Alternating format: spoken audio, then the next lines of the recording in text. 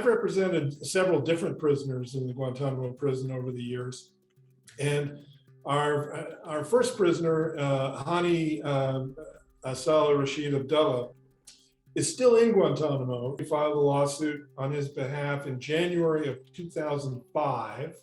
So we started our efforts to try and get him a hearing to prove that he doesn't belong in prison. Hani Saleh Rashid Abdullah, my client, is not a terrorist, has never wanted to hurt anybody, and has never hurt anybody.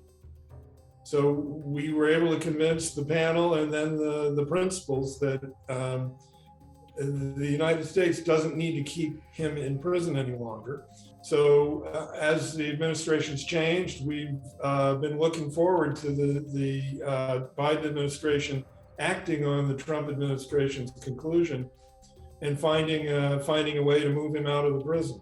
There have been, over the years, several different ways out of Guantanamo. All of them have required basically the US government taking action. And what's been happening since about the middle of the Obama administration, almost always, periodic review board will approve a transfer for somebody. Someone at the State Department will be contacting either their home country, if that's legal, or a third country to try and find somebody who will take them in. Abdullah is from Aden on the south coast of Yemen. Right now, we have a U.S. statute that prevents transfers of prisoners to their homes in Yemen. So it's necessary that there be a third party, a third country to take him. This is a negotiation. The U.S. is looking for some sort of security assurances from the third country. Third countries are looking for some funding to meet the requirements of rehabilitating and resettling somebody. I would say that conditions in the prison have always been and are still very bleak. You think of in the movies about prisoners in general, they keep a tally of how many days they've been in a prison, and they know when their sentence is going to end and what's going to happen. And here, there's no thing of that, and almost all of them have not been convicted of a crime, and very few of them have ever been tried for a crime.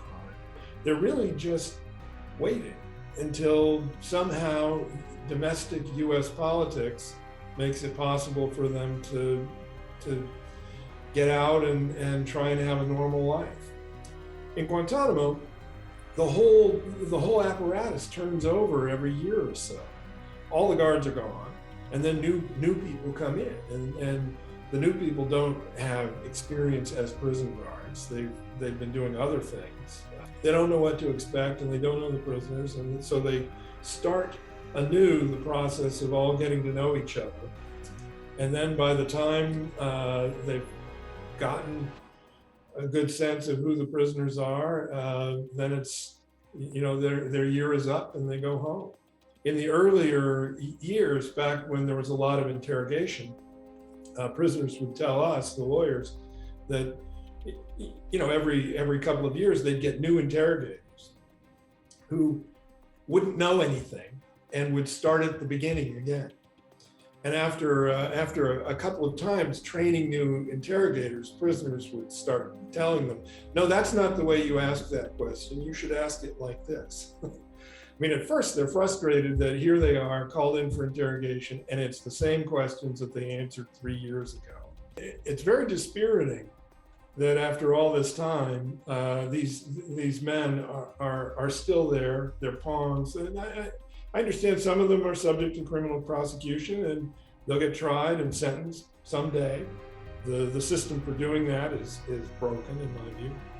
But the rest of them, who are not going to be charged with crimes, they're victims of American society, and we won't pay attention to this injustice that continues to be done every day in our name. We know what the right answer is. Former President Obama articulated it as a candidate: give everybody a trial, release people that you're not going to charge with crimes, find ways to work these things out. And we could. Most of the men who have been in Guantanamo have been released. We're down to 39 after having more than 700 be there. So we need to take the last steps.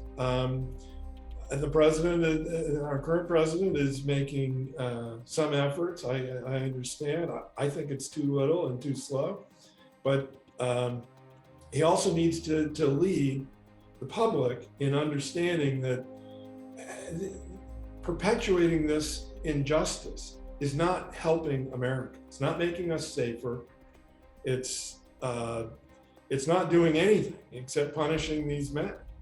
In terms of getting the attention of the President of the United States, he has an awful lot to do. There's a lot going on. We all understand that.